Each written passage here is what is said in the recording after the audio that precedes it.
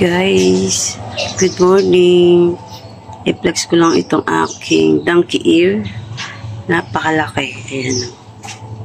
Kapag pala nilagay po siya sa malaki pot, malaki din yung kanyang magiging puno.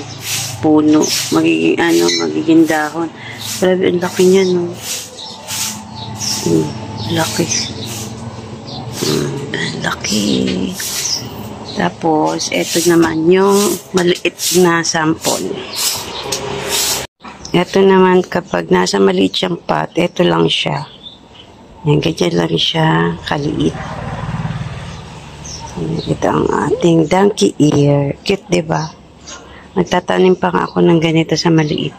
Tapos, pag medyo malaki naman, ito ang pot niya. Ganito naman siya kalaki. Ayan, conforme sa laki ng paso, yung laki na magiging dahon niya. Ayan. Maganda siya, diba? Ayan yung mga uri ng succulent na napakadaling mabuhay. Tapos ito naman, ang millionaire na halos hindi lang nga pinapansin to kasi napakabilis itong dumami.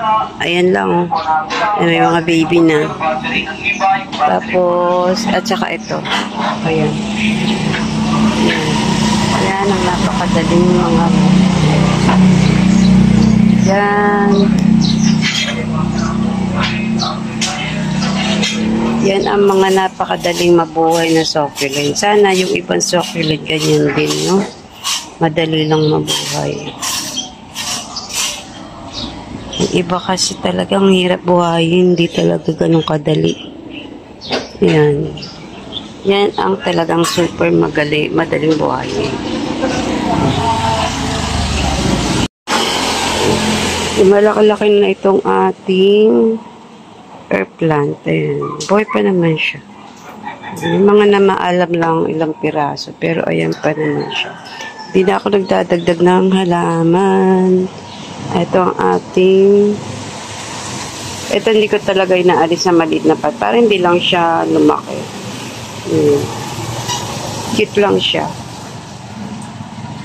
Bird nest. Tapos ito pa, laki rin.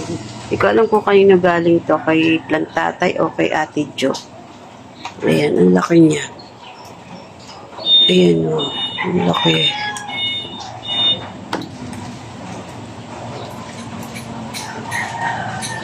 Laki niya rin. Nakakatuwa pagka mga naglalaki ng ating mga ayan.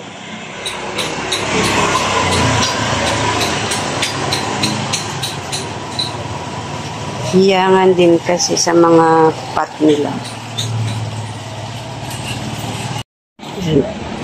Tayo ng mga pilaw-pilaw. Milaw ka.